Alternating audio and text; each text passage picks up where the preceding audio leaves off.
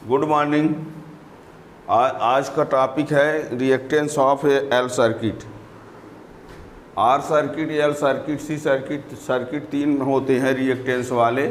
तो उनमें से आज का जो टॉपिक है वो रिएक्टेंस ऑफ एल सर्किट है। इसके पीछे लेक्चर में आर सर्किट और सी सर्किट का रिएक्टेंस हो गया है।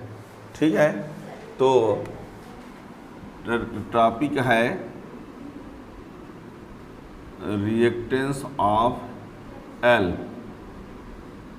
Circuit, reactance of L circuit.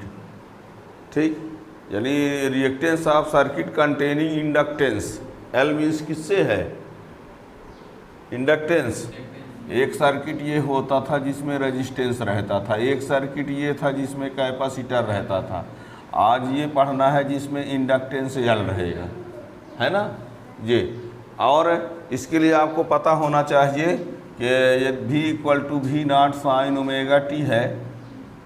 V equal to V naught sine omega t voltage है। इसके करस्पॉन्डिंग यदि I ऐसे आता है I naught sine omega t, तो इसमें क्या होता है? Same phase. क्या होता है ये? Same phase. यदि मान लीजिए इसके करस्पॉन्डिंग I की value I naught sine omega t plus phi type का आ जाता है, तो इसको क्या कहा जाता है? I leads to V।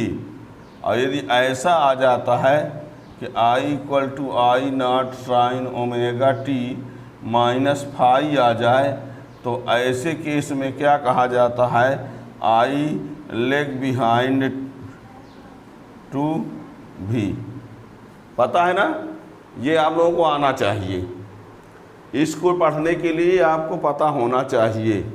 और क्या पता होना चाहिए? डिफरेंशियल भी आना चाहिए कि साइन का डिफरेंशियल क्या होता है। ठीक है ना? जब इन सब को जानते रहेंगे तभी बात क्लियर होगी। ठीक, तो अब हम इसके स्टेप कितने होते हैं सुनिए। 4 स्टेप हैं। पहला, सर्किट डायग्राम बनाओगे, वोल्टेज का इक्वेशन लेके चलना है, V equal to V naught sine omega t. Current का इक्वेशन फाइंड करेंगे। करंट का इक्वेशन किसके टर्म में होना चाहिए? साइन के टर्म में। यदि साइन का टर्म नहीं है, कास में आ गया, तो साइन में उसको कन्वर्ट करेंगे। कन्वर्ट करने के लिए ट्रिग्नोमेट्री का फार्मूला यूज करना पड़ेगा। ठीक है, और साइन के पहले जो कोफिशिएंट होगा, साइन के पहले जो कोफिशिएंट होगा उसको I नॉट कंसीडर कर लेंगे, उसको ओम्स लॉ से कंपेयर कर देंगे। ओम्स लॉ से कंपेयर करने पर जो R की वैल्यू आएगी वो होगा रिएक्टेंस। ठीक है, तो यहाँ इसका डायग्राम देखिए क्या बनेगा। ये है इंडक्टेंस, ये है अल्टरनेटिंग करंट का सोर्स, AC सोर्स। ये है L, V equal to L D i upon d T.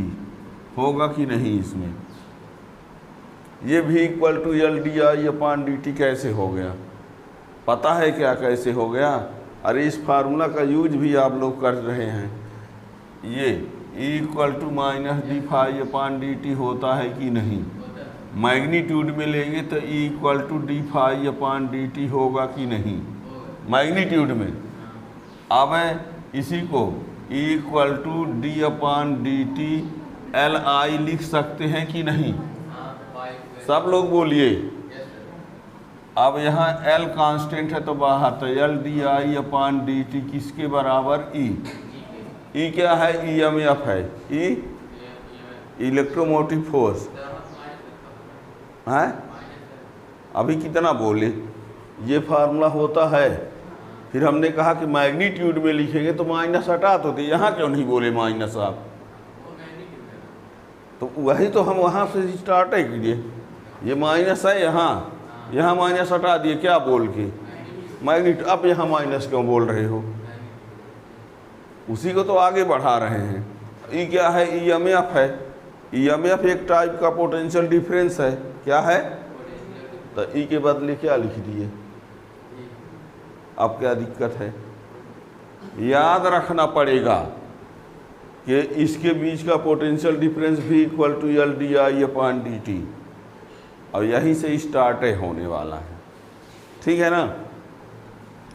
अब देखिए, जब ये L D I upon D t equal to कहाँ पहुँच गए आप, भी तक हुआ, तो d I upon D t equal to क्या होगा, यही होगा भी अपान एल। तो डी आई इक्वल टू क्या हो जाएगा, भी अपान एल डी टी। भी की वैल्यू क्या लिख दिया जाएगा, वोल्टेज का इक्वेशन भी not sine omega T. Mobile बंद कर लो, भी not sine omega T D T upon L. कहाँ पा गए भी की वैल्यू, ये क्या है डी आई। इसके बाद क्या करना होगा, दोनों साइड का इंटीग्रेशन करेंगे तो करंट का इक्वेशन मिलेगा। अब हम स्टेप बाय स्टेप लिखवा रहे हैं, अब जितना ठीक है। कहाँ से स्टार्ट करेंगे हम बोल रहे हैं, ये नहीं क्या लिख दो। स्टार्ट में कुछ थ्योरी भी लिखा जाता है, इधर दिख रहा है, हाँ। Consider N AC source, an AC source is connected between the ends of inductance L. Consider an AC source is connected between the ends of inductance L at any instant t. AB is given by, AB का means AB का means क्या, AB को क्या पढ़ते हो, लिख तो दिए, और आप लोग क्या समझोगे।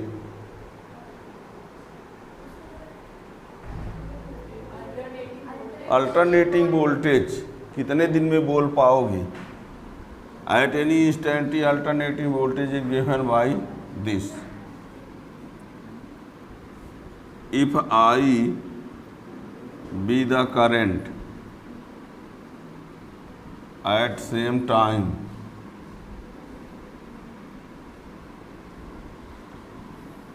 देन यहाँ I be the current at the same time then भी equal to L D I upon D T. हम सीधे डी आई अपान डी टी पर पहुँच जाते हैं, तो भी अपान एल। डी आई पर पहुँच जाते हैं तो भी अपान एल डी टी। आप लोग चाहो तो ये फर्स्ट स्टेप सेकंड स्टेप ना लिख के सीधे कौन सा पहुँच लिख दो, थर्ड। पर जब बने तब ना, पर ये आया कहाँ से, उसके एक स्टेप ऊपर से लिखो ना। अब यहाँ पर डी आई इक्वल टू भी की वैल्यू क्या लिख दें, भी not sine omega T D T upon L. किसकी वैल्यू मिल रही है अभी, ये भी डी आई की है। हमको किसकी वैल्यू की तलाश है, आई करंट की, ठीक है ना। ये अल्टरनेटिंग वोल्टेज हम भी इक्वल टू भी नॉट साइन ओमेगा टी लेके चल रहे हैं। हमको करंट का इक्वेशन लाना है, और वो करंट का इक्वेशन जो आएगा वो काश में आएगा तो साइन में बदलना पड़ेगा। साइन में आ रहा है अच्छी बात है, नहीं आ रहा है तो बदलना पड़ेगा। अब बदलने के लिए ट्रिग्नोमेट्रिक फार्मूला का यूज करेंगे। जैसा भी करना पड़े हमको साइन के टर्म में करंट का इक्वेशन लाना है, ठीक है ना। अब तो इसको हम क्या कर देते हैं, देखिए डी आई इक्वल टू ये भी not upon L sine omega T D T. अभी देख लो डायग्राम में कोई दिक्कत हो तो। इसमें हमने आप लोगों से कहा है कि अल्टरनेटिंग करंट में करंट की डायरेक्शन को नहीं किया जाता है।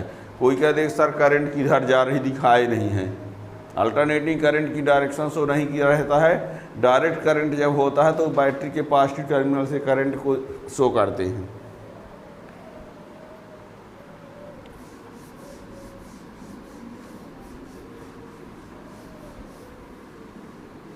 देखिए इंटीग्रेशन करेंगे, यहाँ तक हो गया है। अब इंटीग्रेशन से ये तो आई बन गया, और ये V upon L sine omega t का इंटीग्रेशन जो होता है minus cos omega t upon omega होगा। ये भी नॉट अपान एल को बाहर कर दिया, भी नॉट अपान एल को बाहर, साइन ओमेगा टी का इंटीग्रेशन क्या हुआ omega t upon omega, omega को पहले लिख दो तो ये हो जाए भी नॉट अपान ओमेगा एल, और ये माइनस कास ओमेगा टी। अब बताओ ये जो इक्वेशन मिला वो किसका टर्म है किसका, बदलना किस में है। तो देखिए क्या करेंगे, यहाँ पर इसको लिखेंगे sign pi by 2 minus omega T. ये आपको बता दें कास ओमेगा टी की जो वैल्यू होती है वो sine omega t sine pi by 2 minus omega t, sine 90 minus theta equal to cos theta 10th class में था, नहीं पढ़े वो अलग बात है कोरोना की वजह से। माइनस भी not upon omega L sine pi by 2 minus omega T. अब यहाँ पर करना क्या होगा, देखिए यहाँ क्या लगा है माइनस, ये है माइनस, इसको हम हटाना चाहते हैं, इसको हम, तो होता क्या है जो रियलिटी है वो सुन लो, फिर तो हम ऊपर बता देंगे।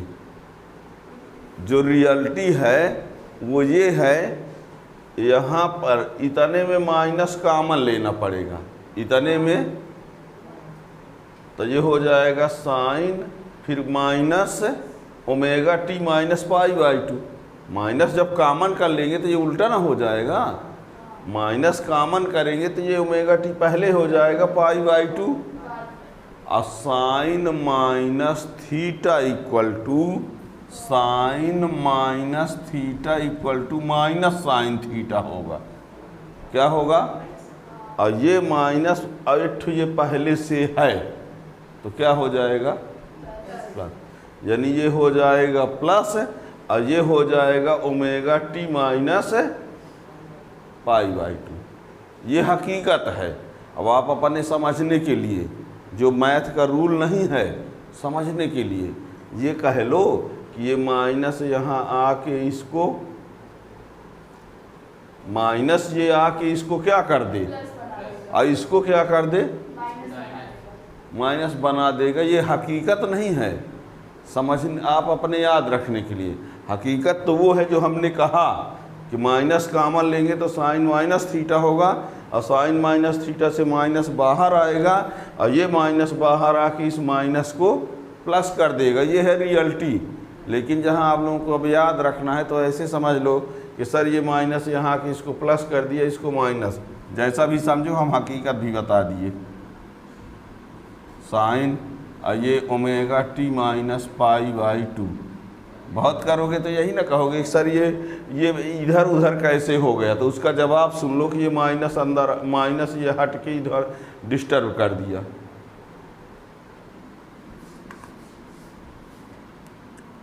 ठीक है। अब बताओ करंट का इक्वेशन बनने में अभी कितने दूर हैं हम। 5वां स्टेप क्या बोले थे, 4था स्टेप भी नॉट भर को, आप भी नाटे भर को क्यों बोल रहे हो, हाँ तो पूरा बोलो ना। तो आगे स्टेप में तो I equal to I naught sine omega T minus pi by 2, ये इक्वेशन सेकेंड। हमने क्या किया, वेयर क्या किया है, आई नॉट इक्वल टू भी नॉट अपान ओमेगा एल लिखा है, यही ना। पीक वैल्यू ऑफ है, इसको क्या बोलेंगे, पीक वैल्यू ऑफ है AC। अब क्या करने के लिए स्टेप बताए हमने ये बताया है कि इसको आप कंपेयर कर दो किससे, ओम्स लॉ से। और जब इसको ओम्स लॉ से कंपेयर करेंगे तो जो R की वैल्यू आएगी वही उसका क्या होगा, रिएक्टेंस। तो ओम्स लॉ से जब कंपेयर करेंगे तो बताओ I के बदले V के बदले R के बदले, तो I equal to V upon R से जब कंपेयर करेंगे तो R की वैल्यू जो आने वाली है वह R की वैल्यू ही उस सर्किट का क्या होगा, रिएक्टेंस होगा। ठीक है ना, तो लिख दीजिए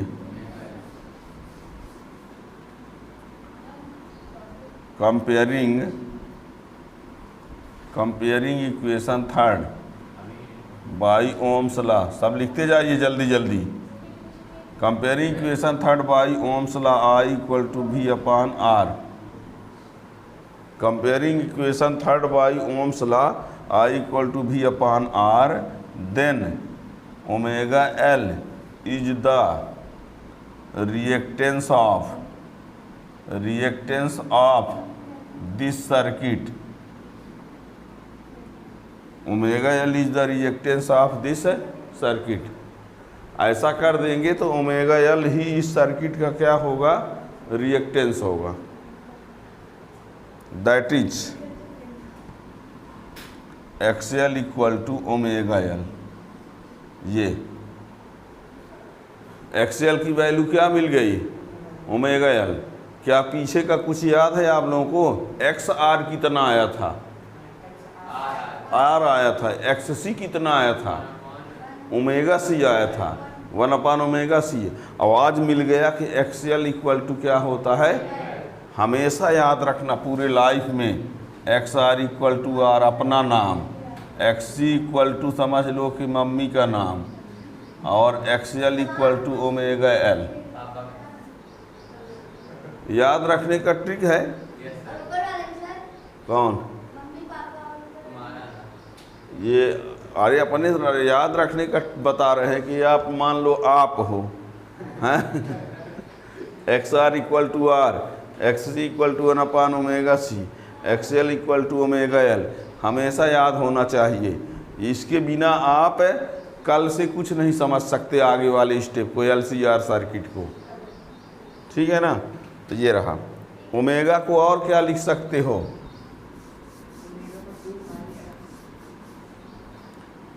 इसी को चाहो तो XL equal to 2 pi nu L। क्यों लिख सकते हो, क्योंकि ओमेगा की जो वैल्यू होती है वो 2 पाई न्यू होती है। न्यू क्या है, फ्रीक्वेंसी है। न्यू क्या है, न्यू फ्रीक्वेंसी है। ठीक है ना, तो ये फार्मूला हो गया। अब बताना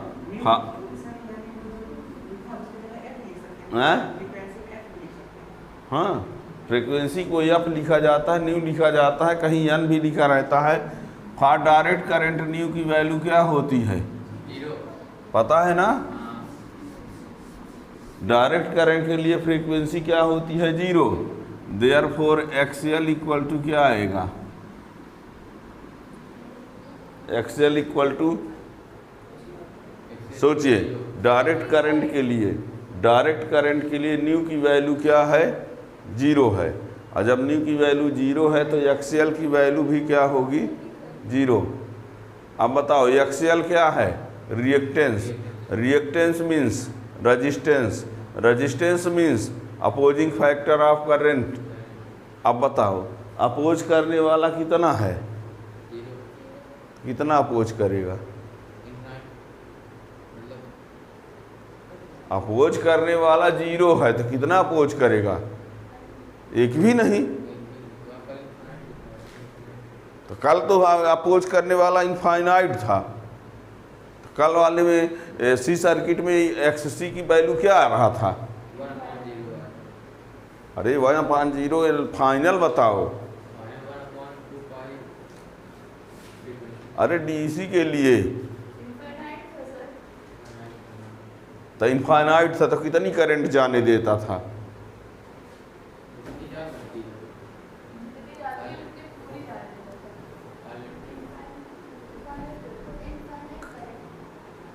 XC की वैल्यू इनफाइनाइट था तो कितनी करंट को जाने दे रहा था?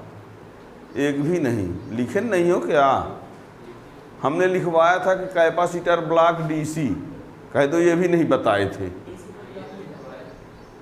DC को फ्लो नहीं करता। क्यों नहीं करता? उसके लिए रेजिस्टेंस इनफाइनाइट होता था।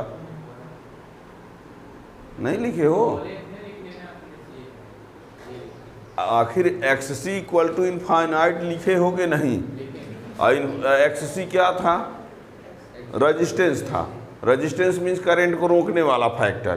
तो जब रोकने वाला इनफाइनाइट है तो कितना करंट को जाने देगा? एक भी नहीं। ये बात थी कैपेसिटर की। और इसमें क्या है? XL इक्वल टू क्या है? 0 है। डायरेक्ट करंट को कितना रोकेगा? एक भी नहीं। Non stop, non stop. यानी इंडक्टर जो होता है DC को बिल्कुल ही नहीं रोकता है, जबकि कैपेसिटर DC को जाने ही नहीं देता है। बात समझ में आ रही है? ये वही समझेंगे जो कल वाला लेक्चर भी पढ़े होंगे। ये लगता होगा बीच में सर क्या बोलने लगी। कैपेसिटर के लिए, कैपेसिटर में हमने बताया था XC इक्वल टू इन्फिनिटी, और आज ये इंडक्टर में है XL equal to 0।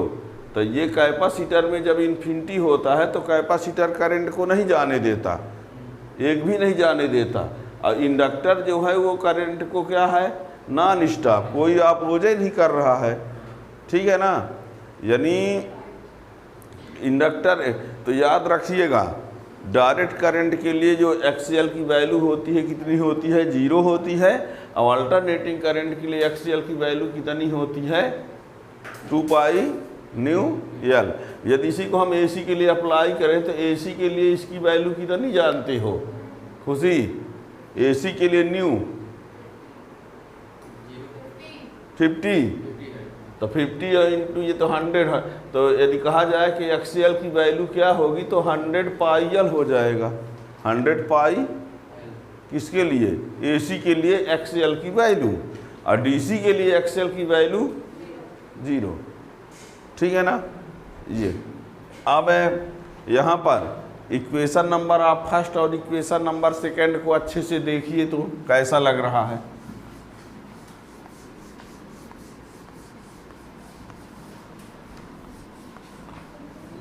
Equation first में ऐसा है, V equal to V0 sine omega t है। ये इक्वेशन फर्स्ट है। और I का आया I0 sign omega t minus π/2 आया। इन दोनों को हम देखते हैं तो ये लगता है कि I जो है वो लेग बिहाइंड है। कैसे?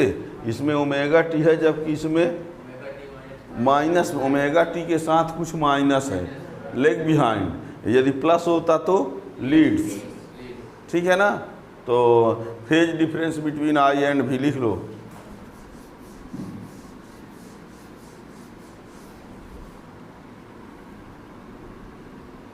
Phase difference between I and V, it is clear from equation first and second in L circuit AC lag behind to AB with angle कितना? AC जो है AB से क्या है? लेग बिहाइंड है। कितने एंगल से? तो phase difference phi equal to कितना होगा? Omega T minus π/2। तो क्या आएगा? ये π/2 आएगा। यानी इसमें फेज डिफरेंस कितना आया? π/2 का। ये ओमेगा टी कैंसिल हो जाएगा, π/2 आया।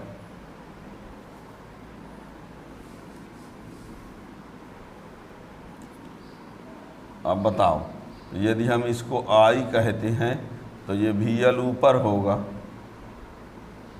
π/2, या कि यदि हम इसी को भी एल कह दें तो आई को कहाँ करना पड़ेगा, नीचे करना पड़ेगा।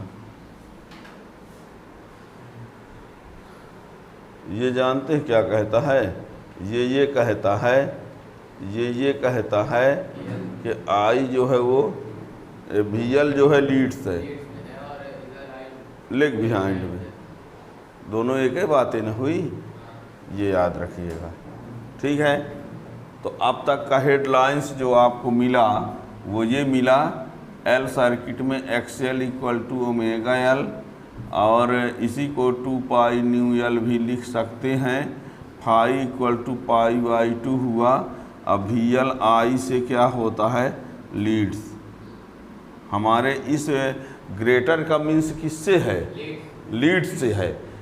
ठीक है ना, हो सकता है सब ये स्टैंडर्ड्स नहीं है कि इसका मीन्स इसका, वैसे साइन का तो ये ग्रेटर का साइन है, लेकिन हम आप लोगों को बता रहे हैं कि हमने जो इस ग्रेटर का यूज किया है किसके लिए किया है, लीड्स के लिए। ठीक है ना, तो एल सर्किट में इतना हो गया। ठीक, सी सर्किट का आप लोग पीछे लेक्चर में पढ़ चुके हैं, आर सर्किट का पीछे लेक्चर में पढ़ चुके हैं। जो नए हों वो पीछे लेक्चर को देख सकते हैं। ठीक है, तो अब तक में आप लोग R circuit, C circuit, L circuit का रिएक्टेंस पढ़ लिए, एम्पीडेंस, फेज डिफरेंस पढ़ लिए। ठीक, यदि हम